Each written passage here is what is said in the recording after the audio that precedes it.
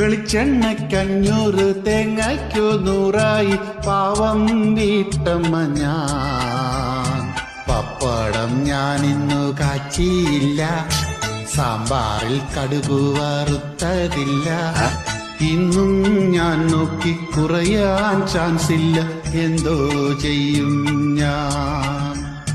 വെളിച്ചെണ്ണയ്ക്കഞ്ഞൂറ് തേങ്ങയ്ക്കു 100 പാവം വീട്ടമ്മ ഞാൻ. ഓ